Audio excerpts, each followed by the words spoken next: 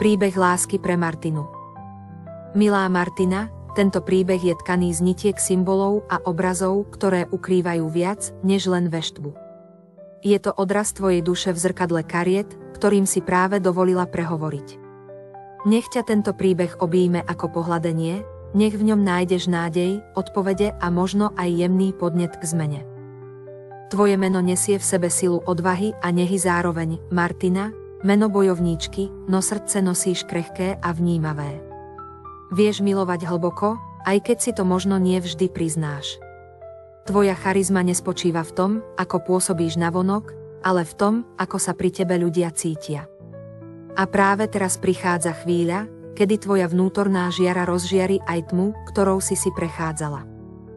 Príbeh lásky pre teba. Martina kráčala ulicou, keď jej vietor zašepkal tiché volanie. Niečo sa v ten večer zmenilo, v očiach jej žiarila charizma, ktorú nemohla skryť. Ľudia sa otáčali, ako by sa práve zjavila hviezda, ktorá dlhý čas svietila len potichu vo vnútri. A potom prišiel večer, keď sa odvážila ísť von, len tak, bez očakávaní. Smiech, hudba, svetlá. A pohľad, ktorý ju zastavil. Motýl sa dotkol jej srdca v podobe niekoho nového. Niekoho, kto nehral len hru. Tajomstvo viselo vo vzduchu, ako nevyjadrené slovo, ako úsmev, ktorý skrýval viac, než prezrádzal. Martina cítila, ako sa v nej miešajú pocity, úspech a uznanie, ktoré jej srdce práve zažívalo, no zároveň pocit prázdnoty, keď bola sama so svojimi myšlienkami. Boli tu dni, kedy mala všetko, a predsa jej niečo chýbalo. A prišiel aj konflikt.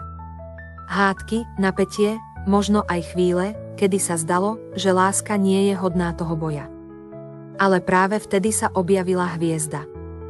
Tá, čo jej zašepkala, tvoje srdce si zaslúži lásku, ktorá ťa nebude nútiť pochybovať. Tvoje priania nie sú márne. Tvoja duša vie, kam patrí. A tak sa Martina rozhodla. Nie utiecť, nie čakať, ale vrátiť sa k sebe. Pretože tam začína každá ozajstná láska, v náručí vlastnej pravdy.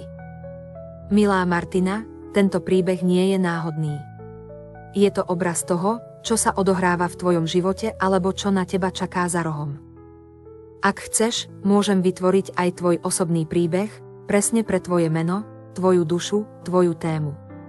Napíš mi na 2323kika2323@gmail.com. S láskou a úctou k príbehom, ktoré ešte len vzniknú, Kika.